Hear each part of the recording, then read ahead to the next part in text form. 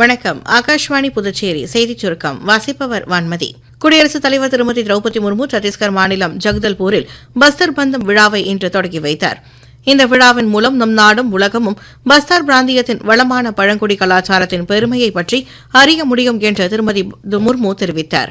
2 நாள் அரசுமுறை பயணமாக மலேசியா சென்றுள்ள பிரதமர் திரு நரேந்திர மோடிக்கு கோலாலம்பூர் விமான நிலையத்தில் திரு நரேந்திர மோடியின் நண்பரும் மலேசிய பிரதமருமான திரு அன்வார் இப்ராஹிம் அவருக்கு அன்பான வரவேற்பு அளித்தார். பின்னர் இருவரும் கோலாலம்பூரில் ஏற்பாடு செய்யப்பட்டிருந்த வரவேற்பு நிகழ்ச்சியில் கலந்து கொண்டனர்.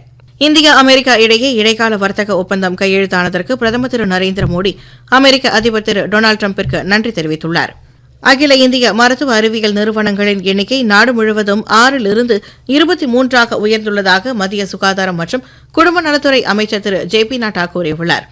ஃபரிதாபாத்தில் உள்ள கல்வி நிறுவனம் ஒன்றில் நடைபெற்ற பட்டமளிப்பு விழாவில் உரையாற்றுகையில் அவர் இதனை தெரிவித்தார். உள்கட்டமைப்பை வலுப்படுத்துதல், இளைஞர்களுக்கு அதிகாரம் அளித்தல் உள்ளிட்டவற்றில் இந்த ஆண்டுக்கான மத்திய பட்ஜெட் கவனம் செலுத்துவதாக மத்திய தகவல் ஒலிபரப்புத்துறை இணையமைச்சர் டாக்டர் எல் முருகன் கூறியுள்ளார். விபத்து கால அவசர சிகிச்சை குறித்த சர்வதேச கருத்தரங்கம் ஜிப்மர் ஏபிஜே அப்துல் கலாம் கலையரங்கில் இன்று தொடங்கியது. புதுச்சேரி துணைநிலை ஆளுநர் திரு கைலாஷ்நாதன் குத்துவிளக்கு ஏற்றி கருத்தரங்கை தொடங்கி வைத்தார். மக்களவைத் தலைவர் திரு சுப்பையாவின் பிறந்தநாளை முன்னிட்டு புதுச்சேரி அரசு சார்பில் நெல்லித்தோப்பு சந்திப்பில் அமைந்துள்ள அன்னாரது திருவுருவ சிலைக்கு பொதுப்பணித்துறை அமைச்சர் திரு லட்சுமி நாராயணன் மாலை அணிவித்து மரியாதை செலுத்தினார். இத்துடன் இந்த செய்திச் சுருக்கம் நிறைவு பெறுகிறது.